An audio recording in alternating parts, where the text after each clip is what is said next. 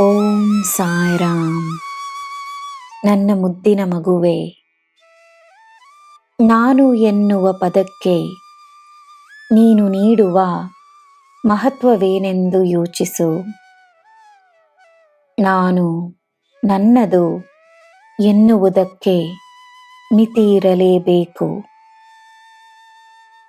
ನನ್ನ ಮನಸ್ಸು, ನನ್ನ ದೇಹ, ನನ್ನ ಮನೆ, ನನ್ನ ಕುಟುಂಬ, ನನ್ನ ದೇಶ, ನನ್ನ ಕರ್ತವ್ಯ, ನನ್ನ ಪ್ರೀತಿ, ನಾನು ಮಾಡುವ ಕಾರ್ಯ, ನಾನು ತೋರಿಸುವ ಗೌರವ ಎಲ್ಲವೂ ಮುಖ್ಯವೇ.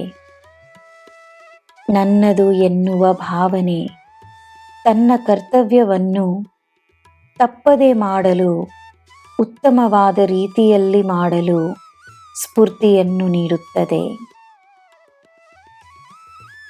ಅದೇ ಸಮಯ ನನ್ನ ಹೆಸರು, ನನ್ನ ಕೀರ್ತಿ, ನನ್ನ ಗೌರವ, ನಾನು ಮಾಡಿದ ಸಹಾಯ, ನಾನು ನೀಡಿದ ದಾನ, ನಾನು ನೀಡಿದ ಜ್ಞಾನ, ನಾನು ನೀಡಿರುವ ಜೀವ, ನಾನು ನೀಡಿರುವ ಜೀವನ ಎನ್ನುವುದರ ಬಗ್ಗೆ ಅತಿಯಾಗಿ ಯೋಚಿಸಿದರೆ ಅದೆಷ್ಟೇ ಮಾಡಿದರೂ, ಅದೆಷ್ಟೇ ನೀಡಿದರೂ ನೆಮ್ಮದಿ ಇರಲು ಸಾಧ್ಯವಿಲ್ಲ.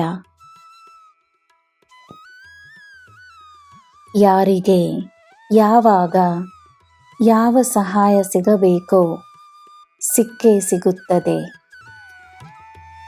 ದೇವರು ನಿನ್ನನ್ನು ಒಂದು ಮಾಧ್ಯಮವಾಗಿ ಮಾಡಿಕೊಂಡರೆ ಅದು ನೀನು ಮಾಡಿದ ಪುಣ್ಯ.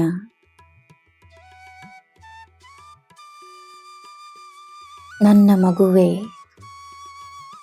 ಪುಣ್ಯವನ್ನು ಮಾಡಲು ಪುಣ್ಯ ಮಾಡಿರಬೇಕು. ನೀನು ಮಾಡಿರುವ ಪುಣ್ಯಗಳು ನಿನ್ನನ್ನು ಪುಣ್ಯದ ಮಾರ್ಗದಲ್ಲೇ ನಡೆಸುತ್ತವೆ. ಮನಸ್ಸಿನಲ್ಲಿ ಸಾಯಿ ನಾಮವಿದ್ದರೆ ಸಾಕು. ಯಾರು ಏನು ಹೇಳುತ್ತಾರೆ ಎಂಬುದು ಮುಖ್ಯವಲ್ಲ. ನಿನ್ನ ಕೆಲಸವನ್ನು ಪ್ರಾಮಾಣಿಕವಾಗಿ ಮಾಡಿಕೊಂಡು ಬಾ.